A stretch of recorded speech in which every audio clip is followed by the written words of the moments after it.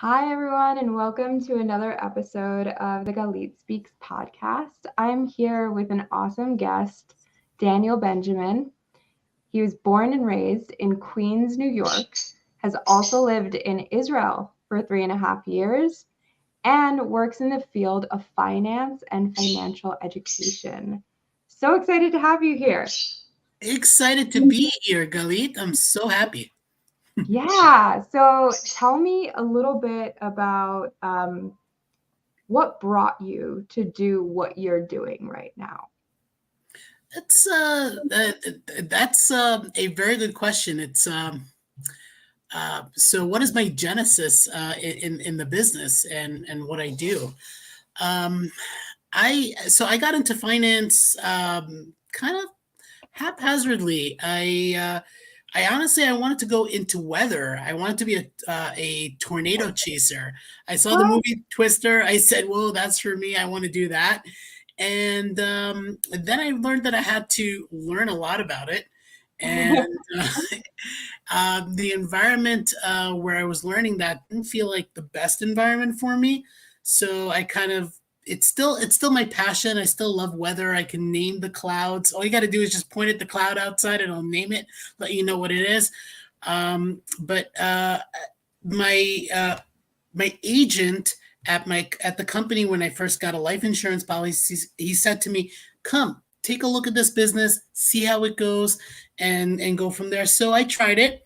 Didn't like the company so much, but another company came knocking at my door, and I've been with that company for about 11 years now. That's awesome. So wait a minute. I have to go back to this weather thing because it is so cool and random and amazing. So do you do like meteorology on the side? How are you? No, no meteorology on the side. Just a very appreciative of it. I mean, like, I can look outside. If I see certain clouds, I can say, okay, yeah, I know it's going to rain or snow at a certain point. I'm just very observant to these things. I annoy people by keep on saying what's going on with this pressure gradient when that just means wind, right? So because I love the science and the technical ways of saying things, but yeah, it wouldn't have been a career for me in hindsight. That's so incredible. So like there was this you're in New York right now and there was this snowstorm. I'm like I'm not even I'm a desert person now. I don't know anything about snow. Hate it. But did you know? You saw the signs, you knew it was going to be as bad as it was? Well, the challenge is when you're looking at, I think the biggest tool a person who's not a meteorologist has is looking on TV and kind of gleaming from the meteorologists what they're saying. And all along, I'm looking at the snow line of where it's going to be a coating to 2 inches, 3 to 4 inches, and 6 inches, and I'm saying, yeah, they're telling me this like 3 or 4 days before, where I know it's going to change up and down. And lo and behold, whatever we thought was going to be such a disaster in our area turned out to be like 3 inches max. Okay. Yeah, because my mother was flying here to Phoenix from New York, and her flight got canceled. It was like this crazy thing, and I was like, "Is it really going to be that bad?" And she was like, "It's going to be 5 to 8 inches for sure."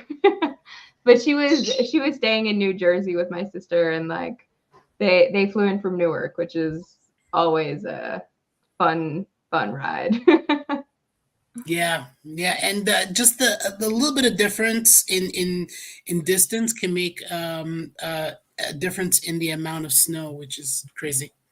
Yeah, she sent me pictures of what she was looking at. I'm like, oh, it does kind of look like a winter wonderland. So in my head, I assumed that New York was also coated. Always looks great as a picture, but I'd rather picture myself in a place full of palm trees and hot weather. Yeah, yeah. I mean, I know this, which is why I did it.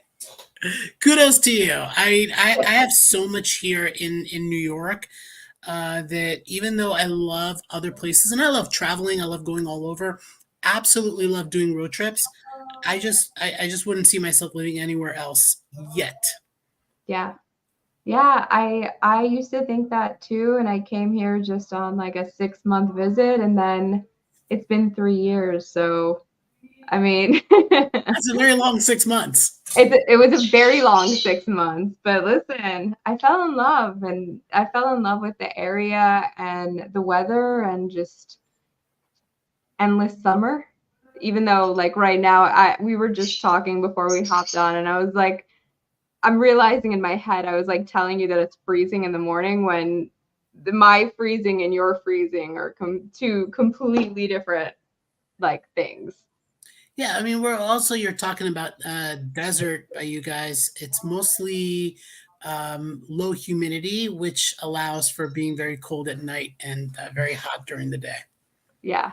Yeah. And that really is what it is.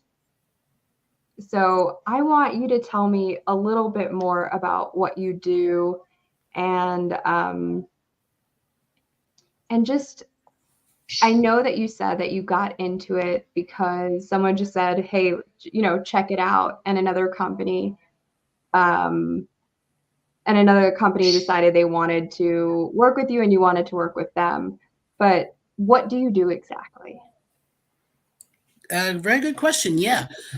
So I'm in finance and financial education. I help people understand how money works. I do financial coaching, free game plans, things like that. And a lot of what I do kind of aligns with what I've experienced in life. So I know in our arena of what we do, there's a lot of red tape in terms of how we talk and what we say. And I'm not here to solicit anything, but at least I can tell you a little bit about my life in accordance to how I got into this. So to me, what it meant to be a financial coach was to understand what I went through as a client first and foremost in the arena of finance. So in 2006, I was driving on this on a highway called the Grand Central Parkway. It's a parkway in Queens, and I was listening on the radio KTU, and I believe nowadays everybody around the world can listen to KTU because it's kind of like on iHeartRadio and all that. It's a pretty cool station, but they were saying back then, this was in 2006, they were saying that gay men don't think about getting life insurance. Yeah. And I thought to myself, okay, this is like, sat like a little bug in my head, just like festering. I said to myself, if I'm going to be a statistic, I'm going to be a statistic in the positive, not in the negative. And I went and I got myself a life insurance, but I was young in my 20s and not married, and I couldn't even get married if I wanted to because back then it was technically illegal to get married. This Yeah. was before Edie Windsor's case and before Obergefell v. Hodge, which allowed for gay marriage universally throughout the states. And so the idea, the concept of getting life insurance is, protecting your loved ones, and this idea of getting married was so abstract, which Yeah. kind of made it abstract for me as well. But I got it, and I can tell you this: there's a big difference, Galit, between what logic dictates, because logic can say, yeah, eventually, God forbid, something is going to happen to you, or it's just a matter of time. We all have our birth certificates. We don't have our death certificates. We don't know when that's going to be, right? So logic dictates you might as well get something like this on pennies on the dollar, get to a point where you can, cover yourself. But the emotional payoff for this was me feeling like I did something, at least for somebody who didn't have a care in the world. I did something that was very adult like. Yeah. And yeah, and that resonated with me. And so I took on that responsibility. And if you can imagine, fast forward into my business. As someone from the gay community, I'm able to talk to and make sense to a lot of other people of where I stand and where I am. Another cautionary tale to why I do what I do, which obviously now you guys know that life insurance is a big part of it, in addition to all the other stuff that I do. But 5 years after I have gotten the life insurance, and I remember this was right before Yom Kippur, which is the Jewish holiday, the Day of Atonement, and it has a lot of extra meaning to it. Like the day before, my doctor called me up after me being sick and going through a bunch of tests and all that, figuring what's going on here, what's happening. I had like this flu-like symptoms that's been going on for over a month, and the doctor told me that I'm HIV positive. Now I'm undetectable. I lead a healthy life. And for anybody who doesn't know this, just FYI, undetectable equals untransmittable. U equals U. It just basically means that the status of where I am, being in control of my of having HIV and taking medication, allows me to be at a point where I can't transmit, and where I took care of this early on in life, so my immune system is up. But one thing that doesn't change is your medical history. Now, when I got the life insurance policy, yeah, I was patting myself in the back. I was very happy, but I didn't know the distinctions of what kind of life insurance policies were out there, right? Yeah. There's so many different types. People can name term life insurance, whole life, universal, cash, all kinds of different cash value policies. And I got a whole life insurance policy. My policy is $250,000 coverage, $222.50 a month, which is expensive for a policy, but I thought I was getting the Cadillac of policies. Right. I didn't realize that there was this concept where you can kind of divide and conquer, called buy term and invest the difference, which is, had I known what I've known about it and the difference between that option versus the previous option, the whole life, I would have been in such much better place. But I'm stuck with what I have because I can't let it go, because if I let it go, I can't get another policy. So I'm stuck with what I have. So it became a cautionary tale for me to let other people know, is that yes, life insurance is for God forbid if you pass away. But what about the qualification part? I mean, let's be frank, Galit, right? Some people may not need life insurance at a certain point, but the requirements for getting approved for life insurance is health, right? Yep. That's the most important thing, because without Absolutely. health, who's going to insure you, right? So my medical history bars me.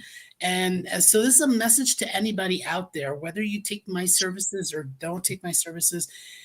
The younger you are, buy it at a fire sale.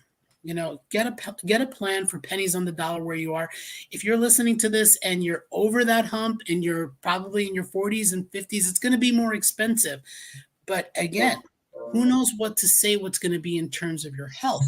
Get it for your health before your health goes in a different direction, potentially, and also get it because you're locking in something at a younger age. If I would have gotten a 30-year term insurance policy, which is something that I can provide for people, but if I would have gotten that, I would have had that policy for 30 years, locked in at a young age in my early 20s, and then I would have taken that policy, and I can guarantee renew it up to a certain time, because that's what my company offers, had I known, but back then I didn't know. So And you still would have been able to do that even if your health status changes? what do you mean by that specifically? So you said you had gotten this whole life policy and then you were diagnosed. And there's Yeah. a lot of people that get policies and then get diagnosed with a chronic condition or like, something else that completely changes their health, right? Maybe they gain 100 pounds. Maybe they, get a heart condition. Yeah. Maybe what happened to you, they contract HIV or something else, and if they get term insurance, do they also get the option to renew? Yes, yes. Once you're locked in that policy, no matter what happens to you throughout the years, my company actually has a provision to this to the policy saying that it's guaranteed renewable up to age 95. It'll be at your new age, so 30 years down the road. Galit, you'll be what, 40? So 30 years down the road, Sure. 30 years down the road, if God forbid something happens Yeah. and you're technically medically uninsurable, it's still guaranteed renewable up to age 95. So you have that. But the point of life insurance anyway, as it is to be that safety net for the times when you need it the most. Yeah. If if I put $1 million right now, physical cash, $1 million in your bank right now, Galit, would you technically need life insurance? You're kind of Um, self-insured, aren't you? a little, although I'm feeling at this age of my life, I'm like, $1 million is not really that much. Like, what does it really get me today? But yes, like Sure. if I had a billion in the bank, then would I need insurance? No. Yeah, no, of course. Exactly. That's where I was going at. And you know what, to be honest, if somebody had $1 million policy, it's kind of rare these days because most people are sold what's called that cash value life insurance. And unfortunately, it's about 10 times more expensive than getting a term life insurance. So most people end up becoming underinsured. So I remember meeting you on HMP, which is a networking group, and it was on the same networking group that I met the guy who would become my first death claim. I've been 11 years in the business and I never had a death claim before, and I should hope to never have again. In fact, every life insurance policy that I write should have a little clause in it that says that the agent goes before the client because because I care so much about my clients. They're like my family to me. But what had happened is Michael had gotten COVID and he ended up taking the wrong medication, and that ended up making things worse. And then he passed away.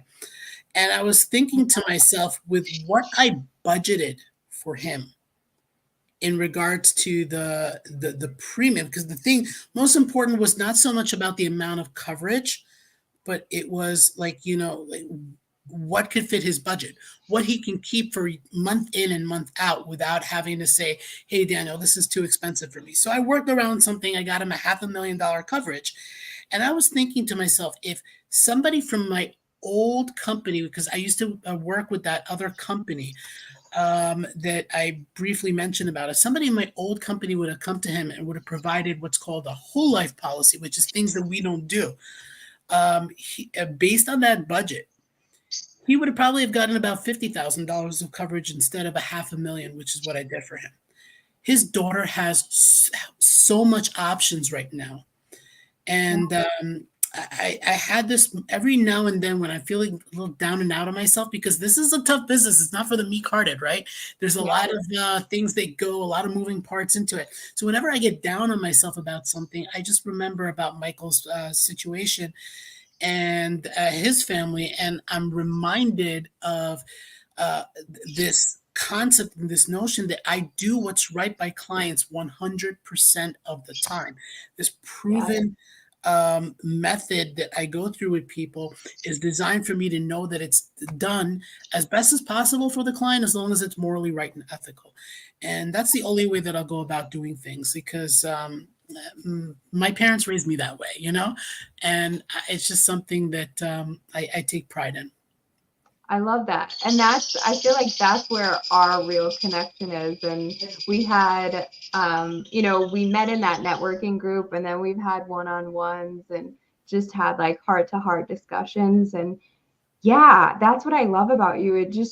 You want to do good in this world, and you want to do good for your clients, and you don't want them to go down a road that you wouldn't want your family to go down. Yeah, yes. And I think about what would it be if on the opposite end, what would it be if I were that agent that was able to just provide 50,000 for that same price? by getting a different policy. And then I was to do that delivery. I was to sit down with the beneficiary and say, "Hey, this is the best that I could do." You know, Yeah, and it's the that's really responsibility. tough. Yeah. That's really tough. I I have a little experience of people close to me passing away without having made any plans or having any type of life insurance. And you kind of like, when I bought my life insurance, I kind of thought of it as like, I don't want to anyone to have the burden of figuring out how to pay to bury me. Like, I want to make sure that like whatever debts I have at that point are covered, and they can pay for a funeral, which is expensive. And the reason that I knew that is because one of my best friends, she had cancer, and within 2 years she was gone. And she didn't have any of those things in place. She was so young. Like, why would she have, at that point? And until the last, until 2 weeks before she passed, I still did not believe that like, I wholeheartedly believed that she was coming out of this, that she was going to go into remission. Like, and when she passed, I was with her family every step of the way. And I was really young at that point, so I didn't have extra money. And here we are, as friends and family, trying to raise enough money to give her a funeral and give her, what we felt she should have as a memorial. So it's really tough, and I feel like, especially when you're young, this is the time to kind of put those things in place, because then it's always cheaper, right? Yeah. Well, and first and foremost, may her memory be a blessing to you. Thank you. And yeah, and most people don't think about this thing. Heck, especially, I mean, take a look at it from the concept of being a young gay man who just recently came out. So I came out in 2003, and I got my policy in 2006. So I was like 3 years out of the closet. I was practically a baby. The psychology of coming out of the closet is finally you're free, and you kind of get to, it's like a rebirth. So there's less about responsibilities and more about living your life authentically, feeling like a superhero about it even. And so superheroes are what? They're invincible. And Yeah. but you never know to to who something will make sense. And I think that's the biggest fight in my business, is going up there. And I get it, I understand, I can tell people, hey, you ready? Nope. Next. You ready? Nope. Next. You ready? Nope. Next. But something can be there. My mentor says, you can't light the spark for under a person, but if the spark is there, you can fan the flames. Yes. Yeah. And So I definitely feel that there have been moments in my life where something just clicked, right? And I was ready for it. And whether or not I made the perfect choice for that occasion, maybe not, but I put things in motion to take care of it. Like, even when I wrote my first will was like, it was probably the most ridiculous scenario you can think of, which I decided I was going to go on a shark dive where they were going to be feeding the sharks, and I was going to have like no cage, no chainmail suit, just like me in the ocean surrounded by sharks. And at that point I was deathly afraid of sharks, and I was like, you know, I'm ready to write a will. you know, like, sometimes like life events happen or things happen and it just clicks, and somebody's in front of you at the right moment. yeah, Yeah. That essentially is what luck is. It's where timing meets preparation. Uh, Yeah, and so luck is a strategy, right? So you got to be uh, at least I get to be lucky enough to have helped Michael, and I get to be lucky enough to have thought about myself and what and this love letter of life insurance that I could have put for me, for my parents. Right now, I'm not married. Eventually, my beneficiaries will change once I find Mr. Right. But if something happens to me right now, I know that my parents are taken care of. So yeah. that's awesome. And so let's talk about your, I know that you might be working with like a matchmaker and you are looking for Mr. Right. So tell Yes. me a little bit about what's going on for you. Yeah. So actually, I'm one of those few weird people who created a vision board for myself at the beginning of the year, and I put on the vision board that I will have myself a boyfriend. So yeah. So there's that. So if you're watching this and you think I'm cute, call me. I'm just. I got. No, definitely reach out. Reach out. Yeah, Uh, especially also you need some insurance, reach out. we'll What we'll talk about that on date 3. so what are you looking for? Well, somebody who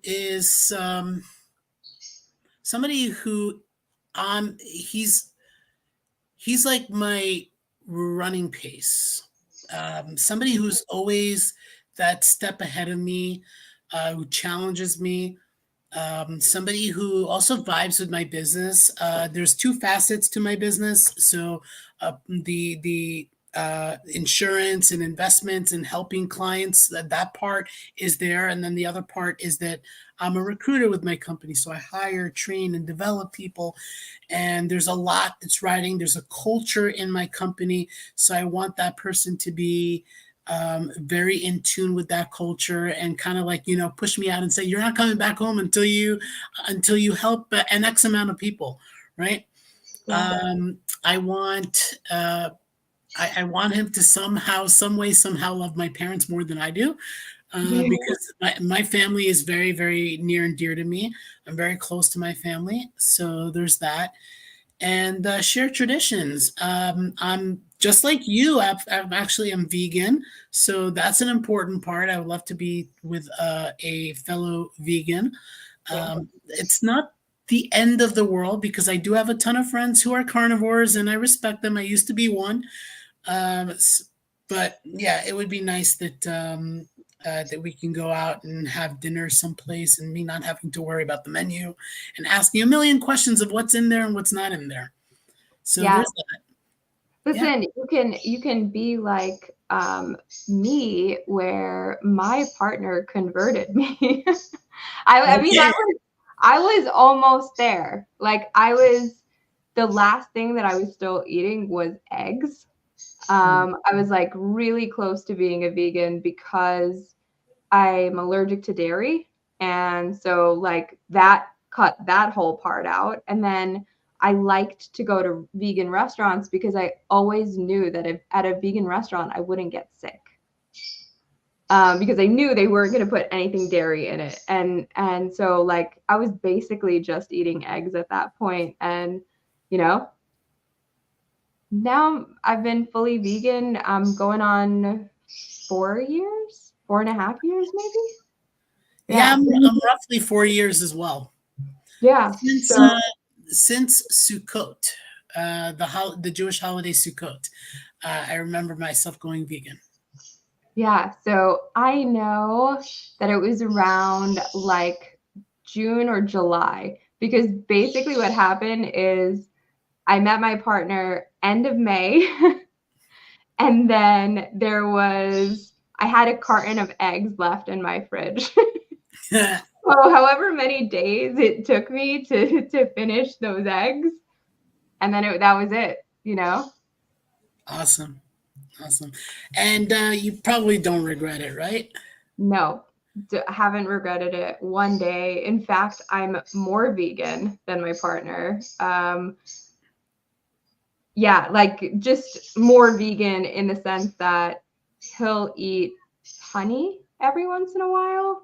And I have become like, once he opened my eyes to like what was happening in the what was happening to the animals, I couldn't look away.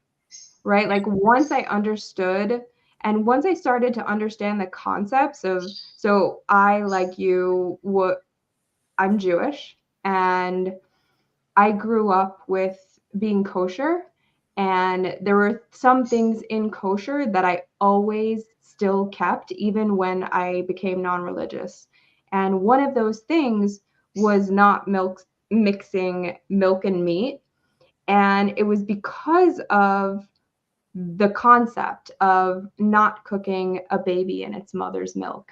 And that, like, emotionally hit me so hard, that it never left me.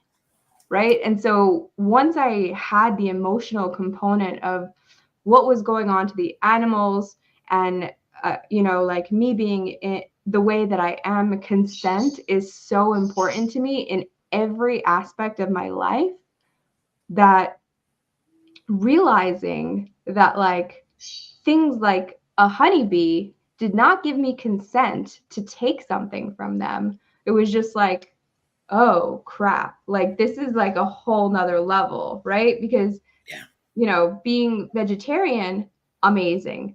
Being, having a plant-based day, amazing. I'm all for whatever you can do. But for me personally, like knowing that like the animal did not consent for me to take its egg. They did not consent for me to put it in a cage. And so those are the types of things that really stuck out with me.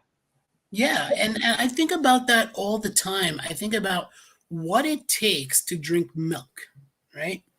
It takes impregnating a cow and then separating it from its calf afterwards so that we can have the milk and the calf won't have the milk.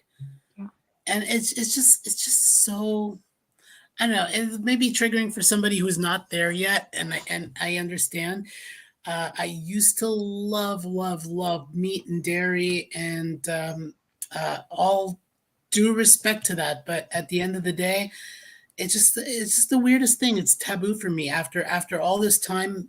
Uh, you know, being in a vegan diet, being vegan, being conscious of these things, it makes a whole lot of sense. And when you're there, you're there. I won't pressure a person to go vegan, but when you're there, you're there. And just note, if you are thinking of it, if you've ever thought of it, there's an entire system behind it, and you won't feel like you're in an island by yourself.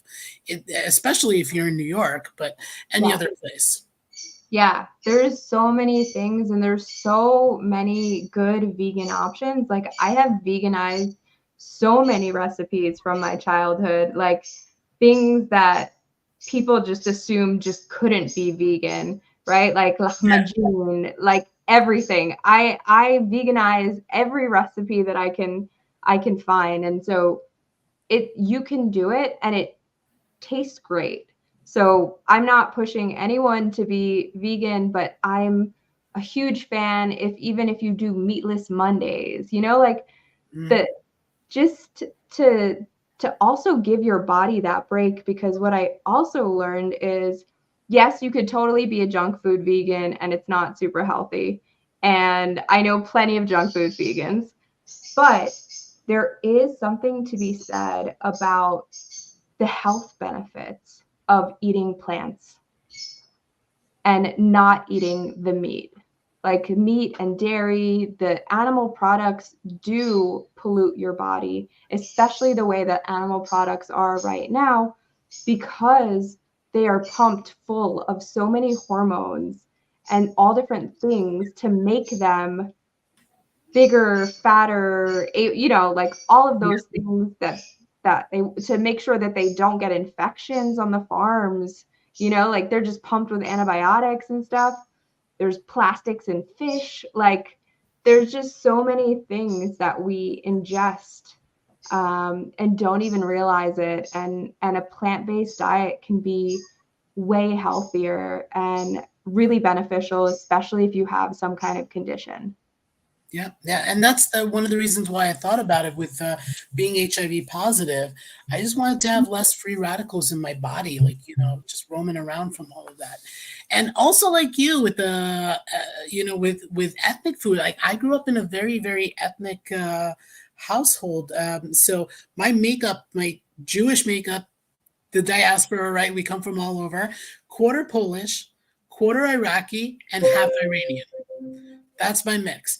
And the Iraqi side is really when it's where it shines in regards to food. So I make all of this food, and from my mom's side, my grandmother. Just to rewind it back, I have a lot of these recipes from my grandmother. She's Iraqi, but she was also born in Singapore. Uh, which is a whole nother story in itself. But so there's an influence of Malaysian food with Iraqi food. And I have all of these recipes that I had no idea what to do. And when I was scrambling in my head, how am I going to have this menu for myself? Going forward as a vegan, and that's when I became my most creative. See, when there's a will, there's a way. I'm telling you, if you are the type of person who is a foodie, and you love and you're inspired by all this different kind of ethnic food, or you have a whole list of recipes handed down from generation to generation, this could actually be your playground. You can actually make something cool and innovative out of it. And most of the foods that I have like a list of like 40 different foods that I've converted into vegan. They taste like the same thing like my grandmother made, which kind of makes me feel like prior to being vegan, I never thought that I can even be a cook or a chef or anything. My expertise included making rice and making schnitzel, it was which is nothing, but yeah, so it's pretty fun space and very creative space to be in. Yeah, it is. I absolutely love that. And I feel like I really, like I have cooked for myself pretty much my whole life and stuff like that. But I think that I became the most creative, or the thing that showed me that I could be creative was, this was even before I became vegan, but for the first few months of me being vegan, I was still doing it. Um, I did this thing called Misfits Market. I don't know if you know about it, but it's basically the imperfect looking fruits and vegetables that they can't sell in supermarkets. They send it to you in a box. And back when I did it, you didn't get to pick what was in your box. So once a week, this box showed up with all of these fruits and vegetables, some of which I had never seen and never used before. And now I'm like Googling, what the hell is this? And now I'm making myself a meal out of it. And it teaches you, like, you can make something delicious out of anything, Yeah, right? But if you have the creativity and you got a couple spices, that's it. That's all you need. yeah. And I owe a lot of my creativity to my mom and to my grandmother. Yeah, so let's talk a little bit about your life, and I know that you've lived overseas, and tell me a little bit about the different places that you've lived and what you loved about them. Yeah. So I was born and raised in Queens, New York. I lived here for a big portion of my life. But it wasn't until my 11th, uh, wasn't until I was like around 11, between 11 and 13, 14 actually, was when I moved to Israel. My dad had a running business, everything was good. So he decided to take our whole family. We moved to Israel. And I lived in a coastal city called Netanya, actually the outskirts of Netanya, in a town called Givat Irasim, which is translated to Iris Hills. There was this beautiful preserved area right by the beach with sand dunes, and irises used to pop up from them. So it's just a beautiful area. And yeah, it was a great part of my childhood. I had my bar mitzvah there.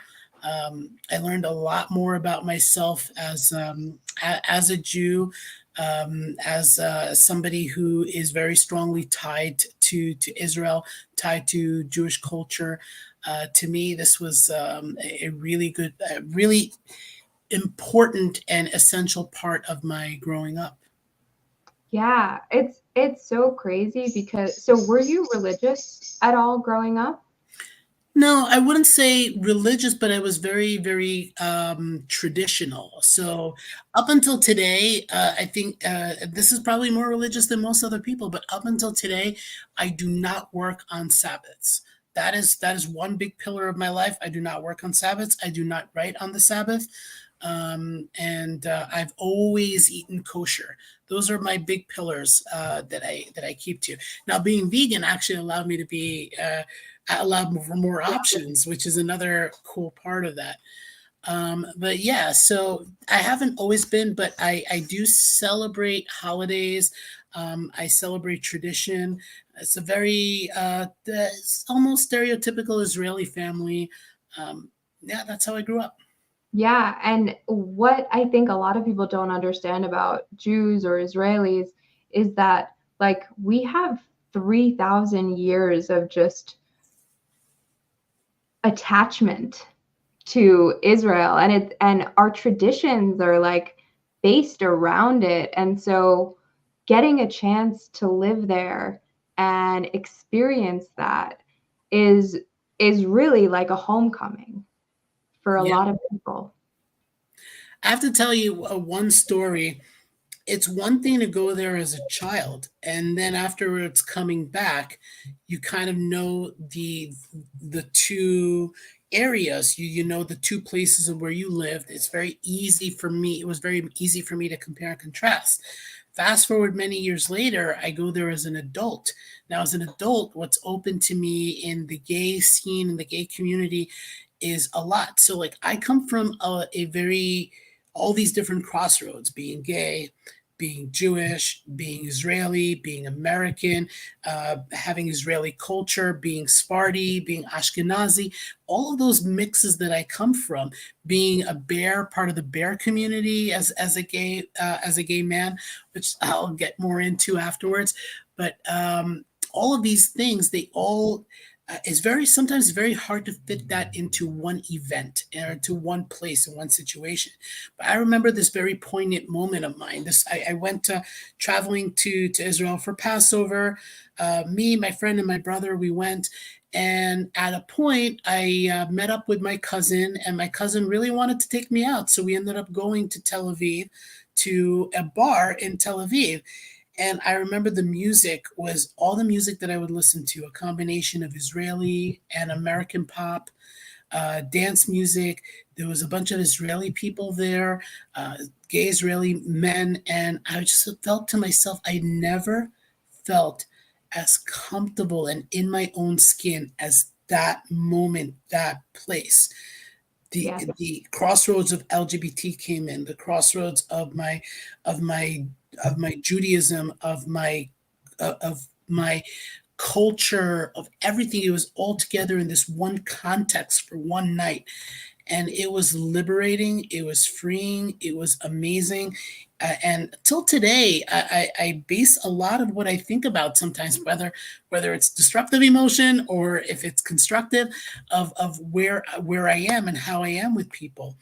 And sometimes when I feel like, maybe I'm not granted that, it's kind of like my brother's equivalent of this is being a Met fan and all of his friends don't like baseball, right? So he's like, where do I go to hang out and have friends and all that and talk about baseball when I'm such a Met fan, and that. So like, a bunch of my friends are my core group of friends are very they're gay, they're Jewish, so I got those crossroads, but they don't know much about Israeli culture so much because they were born and raised here.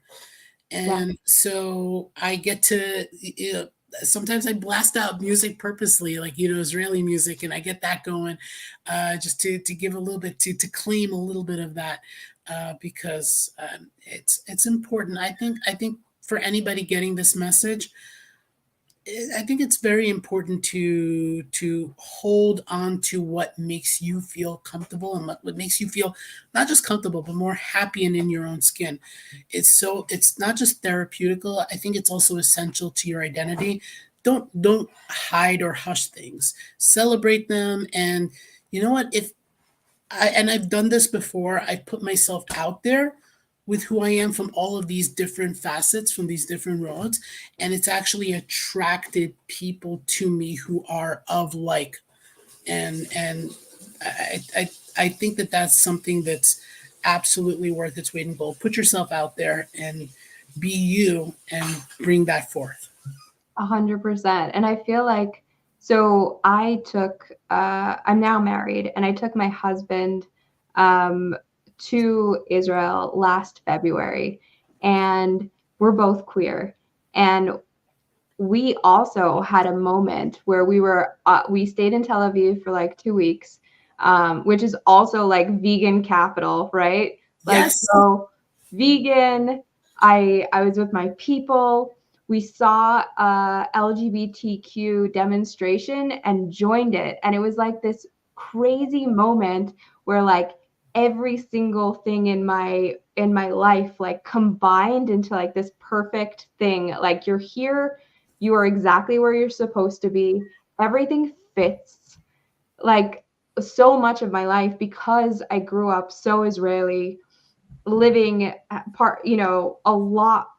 very long time in America, and like not fully integrating into American culture, and then being in Israel and not fully integrating into Israeli culture because I lived in America, and then also my mother being Ashkenazi, my father being Sephardi, me identifying as a Sephardi because that was all of my cultures, and the biggest impact in my life.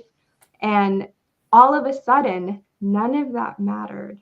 Like, I was there. I was exactly where I was, and everything fit, and everything was comfortable, and everything made sense. And so, yeah, sometimes there are moments, especially when, you're there, that it just all makes sense for you again. Yeah. It's kind of like a nirvana consciousness for sure. Yeah. And so I want to talk about the title that you won in 2023. Okay, that little thing. Yeah. The thing Uh, that, it's a the sash that you're wearing. Yeah, for anybody who hasn't noticed already, this is a sash. So I am a pageant queen. I am winner of Mr. Fire Island Bear 2023. And wow, where do I start with this? So for anybody who doesn't know what a bear is in the bear community is just a sub community within the gay men community, or at least gay male identifying. And and it's a very body positive area or a community, because it focuses on people who are not slim or muscular, fit the stereotype that you would normally think of what a gay man should be, at the gym 24/7. I'm not that. I'm a chubby man, and I'm a scruffy man, right? When I want to be, when I'm too lazy to shave, right? And so I remember there's all these different weekends where you can do that. P Town, Provincetown actually has a huge one. It spans an entire week, Bear Week, and Fire Island has a Bear Weekend, and it's absolutely beautiful. If you're a bear, or if you're or if you're a bear lover and you've ever wanted to go to Fire Island, I highly recommend during Bear Weekend, which is happening this June. It's usually the first or second weekend of June. So so the year prior I went, and funny enough, I remember booking for myself a time to be there for a week on Fire Island, and then I realized that at the tail end, when I'm leaving, the extra couple of days right after is the weekend of Bear Weekend. So I asked my friend over there that I was staying by, hey, do you mind if I can just crash on your bed for a couple of extra days so I can enjoy the weekend? So I went there. He said yeah, and I went and I enjoyed. I had fun. They have all these different kind of events, pool party, uh, you name it, all these different things that they're doing. So there's at the end there's a competition. And so a friend of mine and I were sitting there, we were watching the competition. It's on a place called Cherry on the Bay, and in Cherry Grove, which is one of the two main LGBTQ friendly uh, towns in on Fire Island. So where I was watching the event, and I was watching one of the competition. I was watching them do what they're doing, and I was so enamored by it. I was like, you know what? This is for me. This I should do this. I should try this. Secretly enough, my friend Scott was saying also, you know what? I want to try this too. We ended up competing against each other. Um, you know how that ended in the end, right? But I do. I mean, kudos, you are wearing the sash. kudos, So kudos to Scott because he gave me a run for the money. And I can tell you this. So like usually all the planning for Fire Island, because it's such a small area, you're going to stay there. You have to take a ferry to get there from the mainland on Long Island. So a lot of planning for that usually happens around this time of the year, like around February. So when people plan and book and stuff like that. So um, I booked myself in. I found where I can stay and what I can do. I stayed in the same house, and I made it purposely to be on that weekend. And then I booked my VIP tickets, and then I said to then I went on the special request to become one of the contestants. So they asked me for a picture. They wanted to see who I was, and then I was entered in. And then they gave me an itinerary of what I needed to do. So I had to learn 7 songs to lip sync because I would have been called on any one of those songs to lip sync. So that was one. Number two, I had to prepare myself for an interview. I knew there was going to be an interview, and the weekend is staged in 3 days: Thursday, Friday, Saturday. That was the weekend. So Thursday, meet and greet and stuff like that. Friday is the interview, and Saturday is the competition. So I had to, go through the interview, and then I had to go through the competition. But on Thursday, it's kind of when you start schmoozing with people, connecting with people, doing my stuff. Now I'm a natural networker, as that's how we met, right? So I figured, you know what?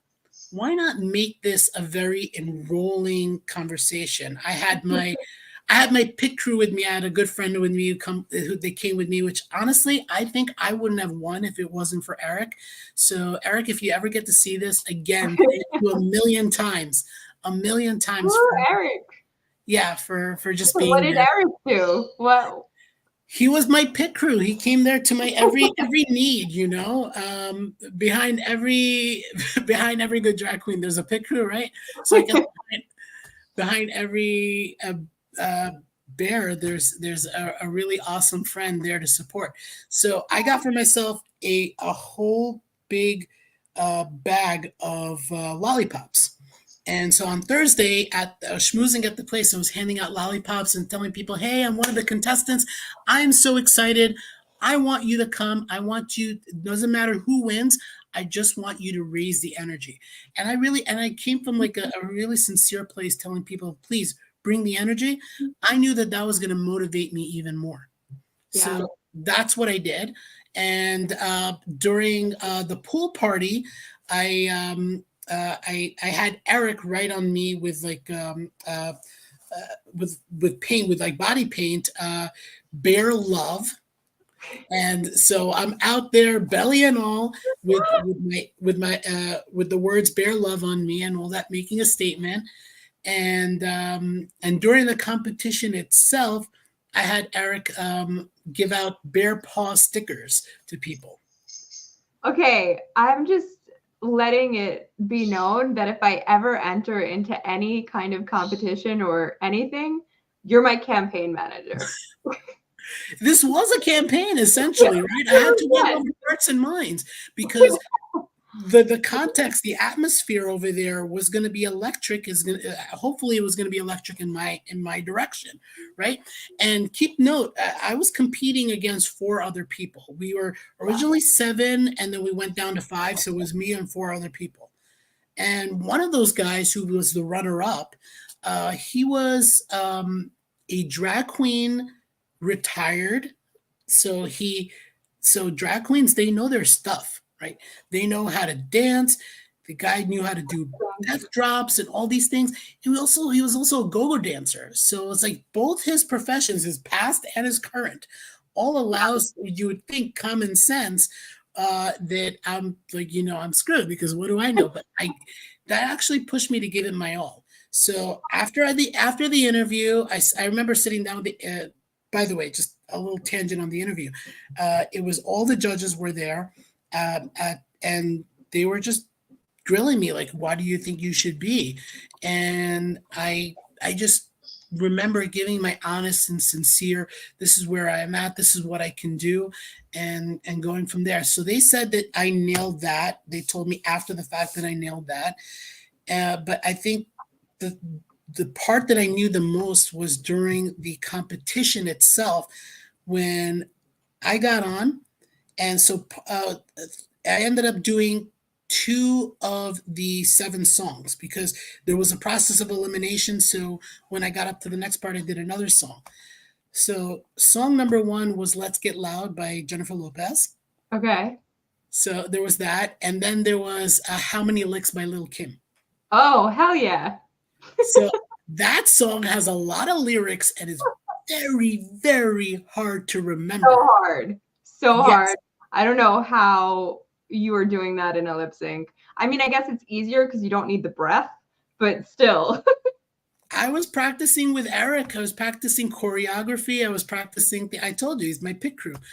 And so like I was doing whatever I can do. And I remember somebody on HMP was telling me, no matter what you do, even if you don't know the words or whatever, make sure your lips are most moving, are most out there, because sometimes people don't know how to differentiate that, right? So Right. and lo and behold, I saw that the on some parts where I fudged it up a little bit, um, uh, I saw that the judges were getting up, and this is where I knew that they were tricky on this because they got up and says, "Yeah, he knows the words. He knows the words." It's like they were kind of saying like, "Hey, this is probably going to be the hardest song. Let's give it to let's see if he screws it up, right?"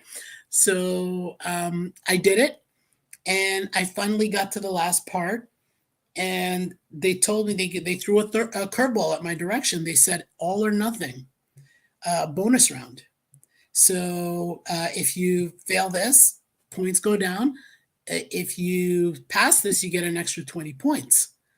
And so they gave me an option of three options. The choice was either to lip sync against the drag queen host, who was the MC there, the host of the event, Danny J, who became my bear mama, and or a secret a secret third option. So I put the spotlight on the audience, and I told the audience, you decide what you want. They said secret third option. They wanted to know that. I had a feeling that's what they wanted. It turned out to be Danny J. It was the same. He was just screwing with me. So, but the funny thing is, and he's a go-go dancer and all that. He took out he like ripped off all his clothes, and all of a sudden he was in a blue unitard with red fringes. And I was like, holy smokes, I gotta compete against Danny. And they put on one of the song that they put on was not one of the seven. They ended up putting I'm a Barbie Girl. Okay. So I was just like, I'm a Barbie girl, is singing and dancing and all that, and twirling around and doing my best. And then I outbeat Danny. The crowd went for me versus Danny. So I was like, ooh, this was a crazy moment. So I got those extra 20 points. I won I won the lip sync in general. I did good on the interview. So the runner-up ended up being that go-go dancer that I told you about slash drag queen, and then I was chosen. I was chosen as the winner, and it was just crazy. It was insane. I've never done something like this in my life, Galit. Yeah, that's Um, so amazing. so it blew away a lot of things that I did not know about myself. Like it blew open into what I can do, and this also opens me up to other pageants that I can do and I can compete in. Um, but I gotta say, um, being whenever I have this little doubt about myself in terms of something, and we all do, it creeps up on us. Like, Yep. can I conquer the day? How do I show up, and where am I showing up? I just remember the title, and it puts a big smirk on my face, and it tells me I freaking got this. I can do this. You did it. You like campaigned, you beat everyone else out. You've got the stash to prove it. I mean, that honestly is a way better story than I thought it was going to be. I thought it was going to be amazing, but this like was a little bit epic, right? Oh, uh, you had to be there. Oh God. yeah, I know. You really make me want to book. And now you said like I have to book now if I want to go to Fire Island for Bear Week. So Yes. we might have to have a conversation. I know we're having a one-on-one next week, right? For Yes. Friday. Yeah. So we'll have to discuss how I'm getting to Fire Island, when I have to be there, et cetera, et cetera. Do you get to crown the next bear? Yes. So the sash is always going to be mine because it's embroidered 2023. So that's always going to be mine. And I have the responsibility. I'm actually going to be one of the judges. So last year's winner was one of the judges for me. And that's just generally how it goes. So yeah, I get to sash, not crown. We don't have crowns, but I guess one day maybe we will. Um, but I get to sash the next winner, which is going to be absolutely exciting. I already know somebody else who's going to compete within our circles and all that. I told them I'm going to be a judge, 100% fair. But I'm super excited because I heard the competition is going to be crazy insane. And on top of this, this year is the 10th year that the Bear Weekend is around in on Fire Island. So they're doing a whole theme party. There's going to be a Arabian Nights theme party. So I'm already getting my stuff Hello. together for that. Hello. I mean, okay. Now you've sold me officially, like have to come, have to go. Have to go. Yes, I'm gonna be there cheering you on for judging. I'll like this is who I want. yeah, it's going to be me and a panel of others, so we'll decide together. Yeah, And I know. I'm not. they got to bring it. They got to bring it. Hell yeah! I'm going to be a I don't fair think I judge, want but slack. I'm going to be a fair judge, but I'm also going to enjoy my time judging, kind of giving them a little bit, stretching them in essence, metaphorically, right? Getting them to step out of their comfort zone. So yeah, I'm going to Love be that. excited for that. I love that. I'm so excited. Okay, awesome. So we are already over an hour. I want to tell people how to get in touch with you and how they can, you know, meet you, be a part of your business, take advantage of what you offer, and or join you in at Fire Island. Awesome. Yeah. So for Instagram, it's Danny, Danny, Fi, like F as in fire, I as in island, bear 2023. That's my Instagram handle. So you can always connect with me on that and we can chat and we can carry a conversation in regards to anything that I went over. Business, if you're looking for work, if you're looking to create a game plan for yourself, we can also chat about that as well. Uh, that particular Instagram is my is the inception of when I became when I was sashed. So yeah, so I'm growing that every single day, and I'm super excited to get to know people in general. So yeah, don't be a stranger and reach out to me. That's my Instagram, and I'm also on LinkedIn as well, professionally. If you want to connect with me, Daniel Benjamin, look me up. I guess you'll see my profile picture. I'm in a white shirt, uh, and yeah, that's pretty much it. That's awesome. Thank you so, so much for being here, Daniel. I appreciate it so much, and I can't wait to go to Fire Island. Thank you so much for having me, Galit. Thank you. I really appreciate this time, the call, everything. And yeah, I'm looking forward to, doesn't matter where I see you, even if on Fire Island or not, I'm looking forward to seeing you in person. Me too. I can't wait to like give you a big hug and like meet you. We've Well, only like known each other virtually. yes. Lucky for you, I'm a bear. We give hugs. Yes. Yay! My favorite. So if Awesome. you're watching this now, or if you're watching it on the replay, or you're listening to it at your favorite podcast outlet, please like, subscribe, share. Make sure that this gets seen by the people that need to see it. So if you know somebody that this is perfect for, just send it to them. And until next week, we will have another episode of the Galit Speaks podcast. Thank you all. Thank you.